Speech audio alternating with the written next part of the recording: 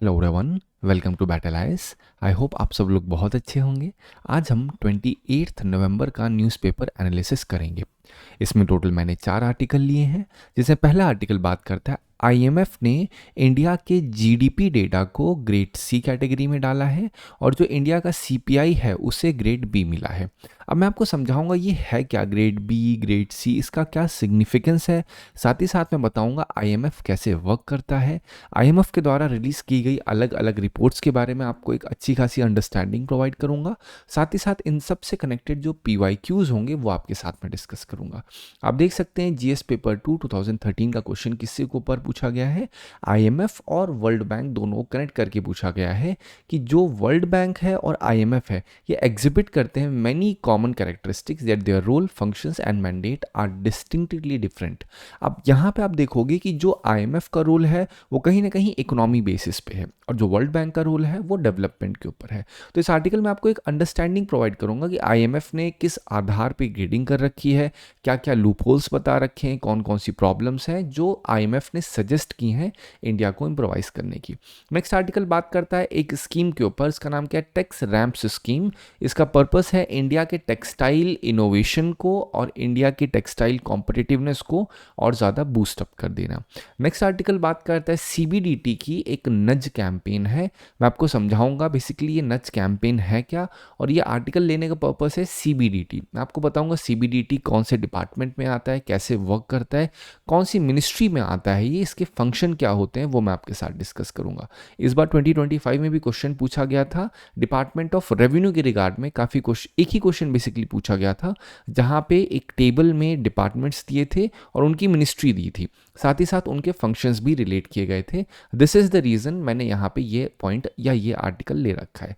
Next article एक editorial है जो बात करता है जो लेबर कोड्स हैं वो किस तरीके से इंडिया में फ्यूचर रेडी वर्कफोर्स को इनेबल कर सकता है, प्रिपेयर कर सकता है। जो नए 4 लेबर कोड्स आए हैं वो किस तरीके से एक इकोसिस्टम बना सकते हैं कि जो इंडिया का लेबर फोर्स है वो अपने आप को और ज़्यादा स्ट्रेंथन कर सके। अब यहीं पे आपको मैं प्रॉब्लम्स बताऊंगा कौन कौन सी प्रॉब्लम्स हैं जो ट्रेड यूनियन की तरफ से या फिर जो अलग अलग सेक्शन है उनकी तरफ से उठाई जा रही है, या बेसिकली कहें जो क्रिटिसिज्म हो रहा है मैं वो भी आपके साथ डिस्कस करूंगा। इस पूरे आर्टिकल की समरी आप बैटल आइस के टेलीग्राम चैनल से डाउनलोड कर सकते हैं। आज हम जो भी पॉइंट्स पढ़ेंगे उन पॉइंट्स को बहुत ही क्रिस्प, बहुत ही शॉर्ट भाषा में आपको समझाने की मैं कोशिश करूंगा, ठीक है। तो पहला आर्टिकल बात करता है आईएमएफ के ऊपर। अब मैं आपको एक ओवरऑल अंडरस्टैंडिंग देता हूं। आईएमएफ ने इंडिया का जो जीडीपी का डेटा है, ठीक है, इंडिया जो जीडीपी रिलीज करता है, ग्रॉस वैल्यू एडेड का जो डेटा है उसको सी रेटिंग दे रखी है। जैसे बोलते हैं ना रेटिंग ए बी सी ऐसे होता है, तो उसी तरीके से आईएमएफ रेटिंग करता है डेटा के अकॉर्डिंग। तो जो इंडिया का जीडीपी डेटा है उसको सी ग्रेड मिला है। इसका मतलब क्या है कि यहाँ जो जीडीपी कैलकुलेट हो रही है उसके मेथड में काफ़ी वीकनेस है, और जब किसी मेथड में वीकनेस होती है तो उसकी रिलायबिलिटी काफ़ी ज़्यादा अफेक्ट हो जाती है। मैंने कई बार क्लासेस में ये चीज़ आपसे मेंशन की है कि इंडिया का जो जीडीपी डेटा है, इंडिया का जो सीपीआई, डब्ल्यूपीआई, पीपीआई जिसकी बात करोगे वहाँ पे बहुत ज़्यादा डेटा वीक है, डेटा की ऑथेंटिसिटी उतनी ज़्यादा सही नहीं है, और ये आईएमएफ ने भी इस चीज़ को हाईलाइट किया है। अगर पर्टिकुलर बात बताऊं क्या मेन इशू हाईलाइट हुए, तो मेन इशू में पहली चीज़ कही गई है कि भैया यहाँ पे जो बेस ईयर है 2011-12 ये काफ़ी ओल्ड है, और ओल्ड होने की वजह से क्या हो रहा है कि जो प्रोडक्शन है, जो एक्सपेंडिचर है, फिर जो प्राइसेज है वो काफ़ी चेंज हो चुकी हैं। तो इनके कहने का पॉइंट है कि आपको बेस ईयर को रिवाइज करना चाहिए। आप बेस ईयर को ऐसा बनाओ और उस बेस ईयर में आप जो भी प्रोडक्ट्स को डालोगे वो बहुत ज़्यादा लेजिट होने चाहिए। ऐसा नहीं होना चाहिए कि 10 साल पहले की चीज़ आप 2025 में आप ला करके रिलेट कर रहे हो।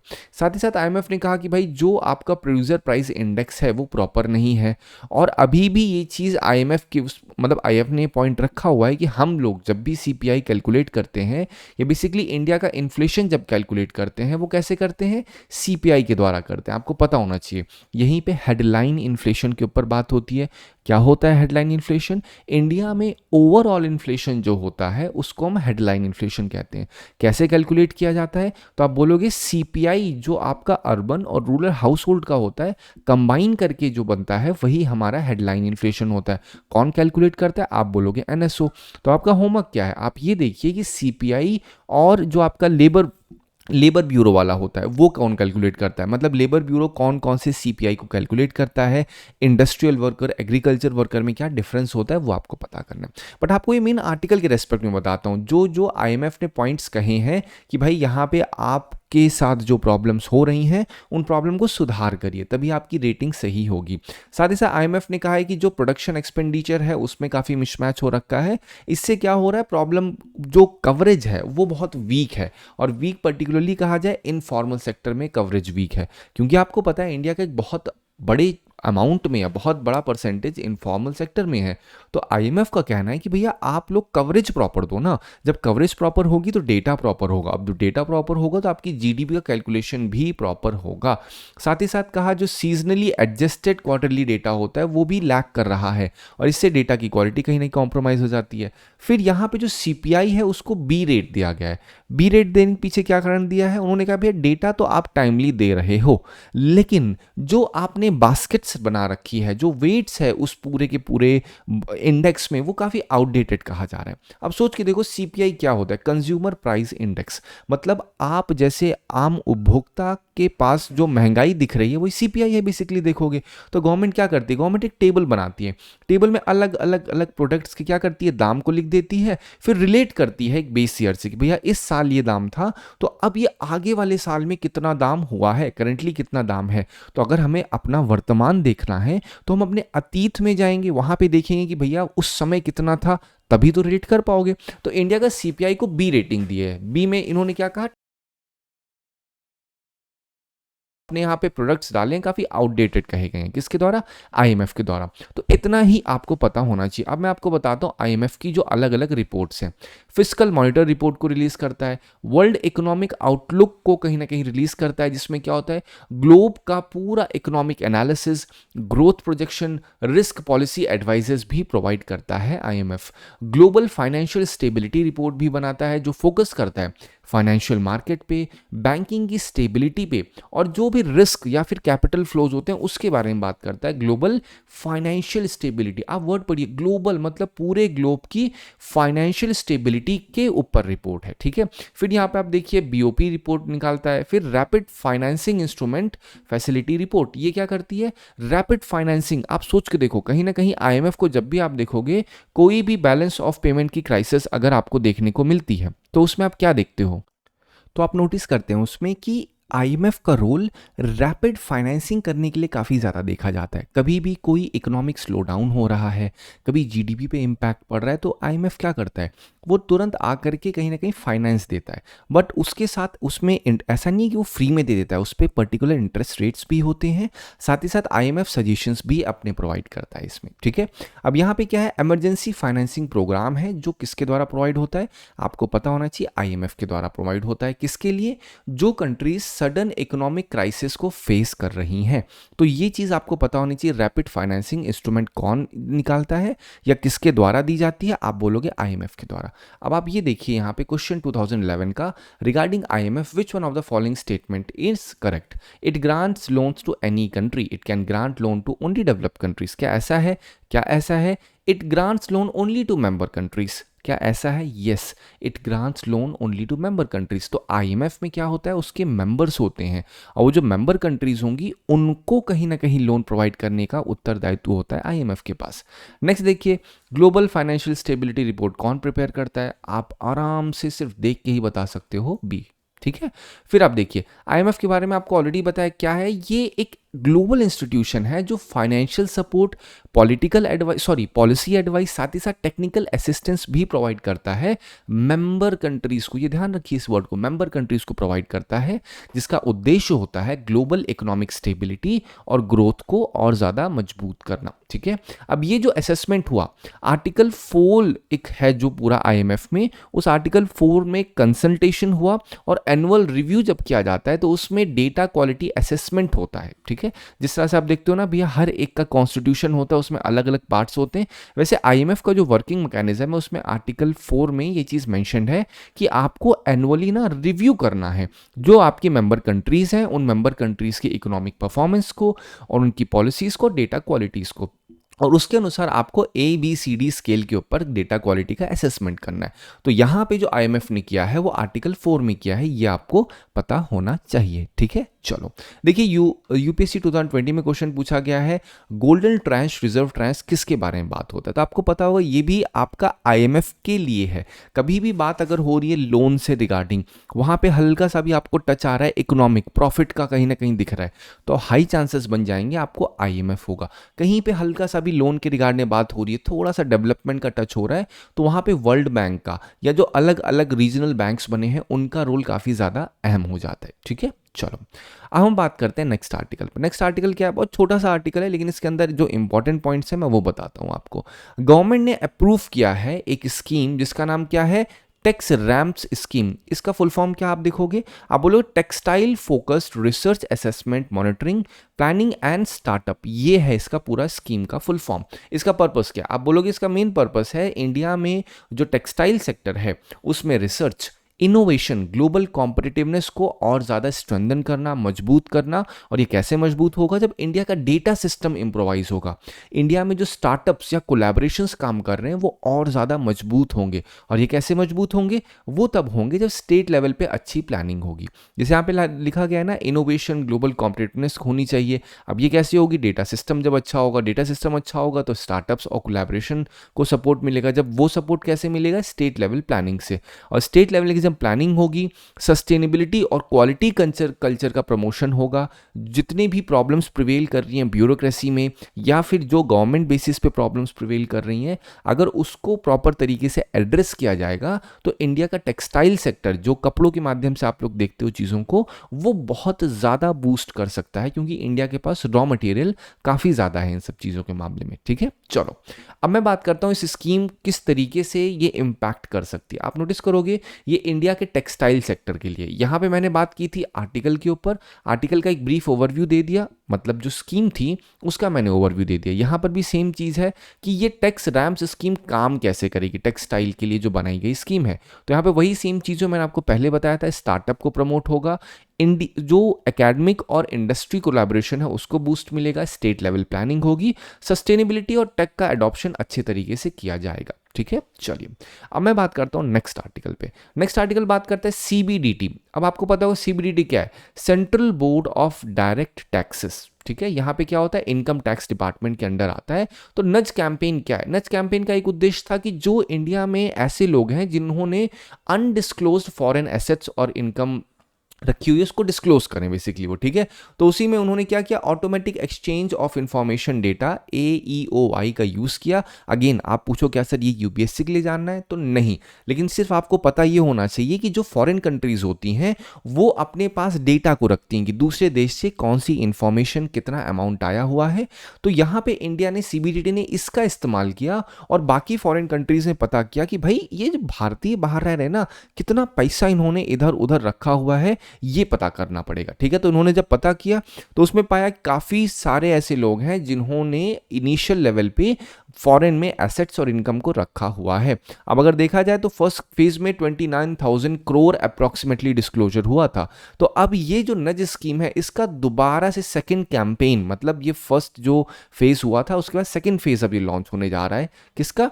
नज स्कीम का। नज स्कीम के बारे में समझोगे तो क्या है ये? आप बोलोगे, यहाँ पे आप ध्यान से पढ़िए, non intrusive usage of data to guide and enable campaign. अब ये समझ के आप जैसे ये पढ़ोगे आपको लगेगा सर ये क्या लिखा हुआ है। You don't have to worry about it, simple सी भाषा समझो इसको। यहाँ इसका सिंपल मतलब क्या है? जो भी लोग रह रहे हैं मतलब इंडिया में रह रहे हैं और उनका फॉरेन एसेट है, उसको एड्रेस करने के लिए ये कैंपेन लॉन्च की गई थी। ठीक है, और कैसे की जाएगी? डेटा के आधार पर, जैसे लिखा है ना, डेटा का इस्तेमाल करके गाइड किया जाएगा और इनेबल किया जाएगा किसको? CBDT को, ताकि वो पता कर सके किसने कितना पैसा बाहर रखा हुआ है। ठीक है, अब अगर मैं आपको CBDT के बारे में बताऊं तो ये क्या है? CBDT आपकी एक एपेक्स बॉडी है जो एडमिनिस्टर करती है डायरेक्ट टैक्सेस जैसे इनकम टैक्स। अगर आप डिपार्टमेंट देखो तो इनकम टैक्स डिपार्टमेंट के अंडर में आता है। अगर मिनिस्ट्री की बात करूं तो ये आपकी डिपार्टमेंट ऑफ रेवेन्यू में, और वही department of revenue ministry of finance के अंडर में आता है। तो सीक्वेंस पता होना चाहिए।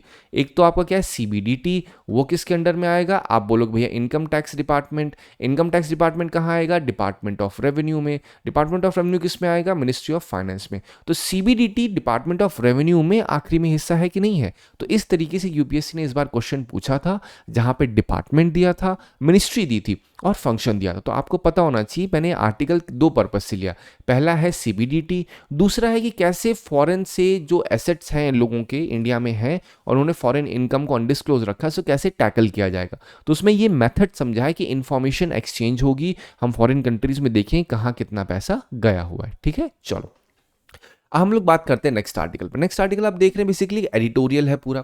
अब इस एडिटोरियल में आपको मैं ओवरव्यू एक बार प्रोवाइड करता हूँ। जो नया लेबर कोड्स आए हैं इसने 29 लेबर लॉस को पूरी तरीके से रिप्लेस करके 4 यूनिफाइड कोड्स बने थे। वेजेस के ऊपर, इंडस्ट्रियल रिलेशन, सोशल सिक्योरिटी जैसे मुद्दों के ऊपर बनाए गए थे। पर्पस कहीं ना कहीं ओवरव्यू क्या था, यूनिवर्सल मिनिमम वेजेस मिले, नेशनल फ्लोर वेज होनी चाहिए कि ऑल ओवर इंडिया में किस लेबर को, किस मिस्त्री जो भी वर्कर्स होते हैं उनको क्या कितने अमाउंट में मिलेगा। मतलब बेसिकली जैसे आप देखते हो एमएसपी लगाया जाता है प्रोडक्ट्स के लिए, वैसे यहाँ पे एक मिनिमम फ्लोर प्राइस लगाया जाएगा कि अगर कोई भी कैजुअल वर्कर, कोई भी वर्कर, लेबर कोई भी काम कर रहा है तो उसको आपको इतना अमाउंट तो देना ही पड़ेगा। साथ ही साथ सोशल सिक्योरिटी कवरेज को और ज़्यादा एक्सपैंड किया गया है, पर्टिकुलरली अनऑर्गेनाइज सेक्टर में। व्हाट इज अनऑर्गेनाइज सेक्टर, मतलब ऐसे सेक्टर जो ऑर्गेनाइज नहीं है। कौन से ऑर्गेनाइज नहीं है, जो कि प्रॉपर फॉर्मल सेक्टर में नहीं है। तो इसमें आप नोटिस करोगे गिग वर्कर्स को, प्लेटफॉर्म वर्कर्स को, इन सब को सोशल सिक्योरिटी का कवरेज एक्सटेंड किया गया है। साथ ही साथ यहाँ पे ये चीज़ रखी गई कि अपॉइंटमेंट लेटर मैंडेटरी है, साथ ही साथ पेमेंट करना वेजेस, मतलब जो भी अमाउंट होगा उसका पेमेंट करना बहुत ही ज़्यादा ज़रूरी है। अगर किसी भी एम्प्लॉय का रिक्रूटमेंट हो रहा है तो उसके पास एक अपॉइंटमेंट लेटर होना चाहिए, साथ ही साथ टाइमली पेमेंट होना चाहिए वेजेस का। वर्क प्लेस की सेफ्टी के ऊपर बात हुई है। यहाँ पे बात हुई सिंगल रजिस्ट्रेशन लाइसेंस होगा जिससे सिंप्लीफाई किया जा सके जितने भी कंप्लायंस सिस्टम है। साथ ही साथ यहाँ पे डिजिटल इंस्पेक्शन की बात की गई है जिससे जो आपकी क्रिमिनल पेनाल्टीज हैं, माइनर ऑफेंसेस हैं, वो सारे के सारे हटाए जा सके। अब डिजिटल इंस्पेक्शन कैसे होगा वो आगे चल के हमें देखने को मिलेगा कि कौन कौन से स्टेप्स एग्जीक्यूटिव उठाएगी टू मेक श्योर कि जो लेबर्स हैं उनका एक्सप्लॉयटेशन ना हो। अगर मैं बात करूं ये लेबर कोड्स कैसे इंप्लीमेंट होने के बाद इंपॉर्टेंस क्या क्या होगी, कैसे हेल्प करेगा, तो आप बोलोगे ease of doing business promote होगा, पर्टिकुलरली एमएसएमई सेक्टर में। ठीक है, यहां पे क्या होगा, जो इनफॉर्मल एम्प्लॉयमेंट है उसको कहीं ना कहीं एनकरेजमेंट मिलेगा।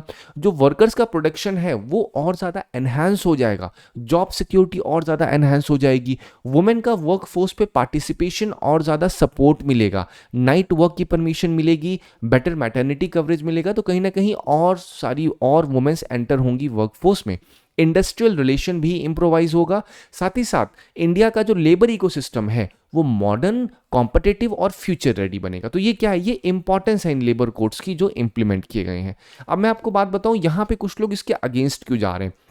पहली रीजन तो क्या हो रहा है, यहां पे कहा जा रहा है भैया एक मेंशनिंग है कोर्ट्स में कि आप कभी भी जो फिक्स टर्म एम्प्लॉयमेंट है उनको कहीं ना कहीं इस बात की चिंता हो रही है, क्योंकि वर्कर्स को ये लग रहा है कि भैया अब जो टेम्पररी जॉब्स हैं वो ज़्यादा बढ़ जाएंगी। क्योंकि अब ये हुआ है कि जब कभी कोई भी जाकर किसी जॉब को ज्वाइन करेगा और अगर वो फिक्स टर्म में है तो उसको परमानेंट एम्प्लॉय की तरीके से कहीं ना कहीं मानने की बात की गई है। अगेन मैं ऑन पेपर नहीं कह रहा हूँ, यहाँ पे मेंशनिंग जो हुई है वो ये है कि भैया कभी भी कोई इंसान अगर कहीं जॉब करना स्टार्ट कर रहा है तो वहां पे उसको एक प्रॉपर पेपर मिलेगा कि ये इतने समय तक इतने में रहेगा। ठीक है, मतलब फिक्स टर्म एम्प्लॉयमेंट रहेगा बेसिकली। तो यहाँ पे जो वर्कर्स हैं उनको लग रहा है कि टेम्पररी जॉब्स अब ज़्यादा बढ़ सकती हैं। क्यों? क्योंकि जो एम्प्लॉयर है वो फिक्स टर्म एम्प्लॉयमेंट देगा ही नहीं। फिक्स टर्म एम्प्लॉयमेंट में ये होगा कि भाई इतने समय तक तो रहेगा ही, लेकिन जो एम्प्लॉयर होता है वो काम करवाता है, उसे नहीं समझ में आता है, वो हटा देता है। तो ये लोग का कहना है कि यहाँ पे अब हमें नुकसान हो सकता है इस चीज़ को लेकर के। ठीक है, यहाँ पे बात हो रही है वर्कर्स का राइट डाइल्यूट होने की, कि उन्हें लग रहा है कि भैया ट्रेड यूनियंस जो है अब वो कलेक्टिव बार्गेनिंग पावर उनकी कहीं ना कहीं रिड्यूस हो जाएगी। What is meaning of collective bargaining मतलब जो ट्रेड यूनियंस एक साथ मिल करके बार्गेन करते हैं। बार्गेनिंग कैन बी ऑन आपका जो वहाँ का एनवायरमेंट है, जो वर्क प्लेस है, उसके ऊपर बार्गेनिंग हो सकती है, बार्गेनिंग हो सकती है वेजेस के ऊपर। तो यहाँ पे कहना है कि अगर ये 4 लेबर कोड्स पूरी तरीके से बोलते हैं ना इम्प्लीमेंट कर लिए जाएंगे तो इससे क्या होगा, इससे कहीं ना कहीं कलेक्टिव बार्गेनिंग पावर कम हो सकती है, स्टेट की पावर रिड्यूस कहीं ना कहीं इन लोग को लग रहा है। साथ ही साथ यहाँ पे 64 आवर जो वर्क वीक है वो भी कंसर्न है। यहाँ पे कुछ पॉइंट्स ऐसे उठे हैं जहाँ पे ये भी बोला जा रहा है कि वर्क लाइफ का बैलेंस इंपैक्ट हो सकता है। फिर साथ ही साथ यहाँ पे कुछ ट्रेड यूनियंस का कहना है कि ये प्रो इंडस्ट्री और एंटी लेबर है कहीं ना कहीं, तो इस वजह से इस चीज का इंप्लीमेंटेशन नहीं होना चाहिए। जो अनऑर्गेनाइज सेक्टर है उनमें बहुत बड़ा चैलेंज है, उनको डाउट्स है कि भाई यहाँ पे जो रियल बेनिफिट्स है ये चीज क्या एक्चुअली में इनफॉर्मल वर्कर्स तक पहुंच पाएगा। बोला तो जा रहा है कि भैया आपको सोशल सिक्योरिटी का कवरेज मिलेगा, आपको इतनी सारी चीजें हैं जो मिलेंगी सरकार की तरफ से, बट जब तक वो ग्राउंड लेवल पे पहुंचेगी क्या वो उसी सेंस में रहेगी या उसमें चेंजेस हो जाएंगी। तो ये सारे पॉइंट्स हैं जो कहीं ना कहीं शो करते हैं कि इस लेबर कोड में प्रॉब्लम्स हो सकती हैं या आगे चल के बन सकती हैं प्रॉब्लम। तो मैंने दोनों साइड बताया। अगर आपके सामने कभी क्रिटिकली एग्जामिन पे एस्पेक्ट पे आ रहा है तो आप पहले बताइए इंपॉर्टेंस क्या क्या है, कैसे ये इंप्लीमेंट होने के बाद हेल्प करेगा, फिर कौन कौन से एस्पेक्ट्स हैं इस पूरे के पूरे लेबर कोड्स में जो कि कंसर्निंग है फॉर ट्रेड यूनियन। फिर अब देखिए 2021 में क्वेश्चन पूछा गया कैजुअल वर्कर्स के ऊपर, तो ऐसे क्या लिखा है यहाँ पे, all casual workers are entitled to EPF. क्या ऐसा है? नहीं, ऐसा नहीं है। All casual workers are entitled for regular working hours and overtime payment. क्या ऐसा है? एब्सोल्युटली ऐसा है। ठीक है, the government can by notification specify that an establishment और industry shall pay wages only through its bank account. क्या government ऐसा नहीं कर सकती है बाय नोटिफिकेशन? एब्सोल्युटली कर सकती है, it is up to government. तो यहाँ पे 2 और 3 इज द राइट वन। आप सोच के देखो, जो नॉर्मल इंसान कैजुअल वर्कर्स है, कैजुअल काम कर रहा है, क्या उसको हर एक को ईपीएफ कटेगा, सबका पीएफ कटेगा? क्या ऐसा हो सकता है? नहीं, ऐसा नहीं है। ठीक है, आई होप आपको इस आर्टिकल से मदद मिली होगी। Thank you so much for watching this video.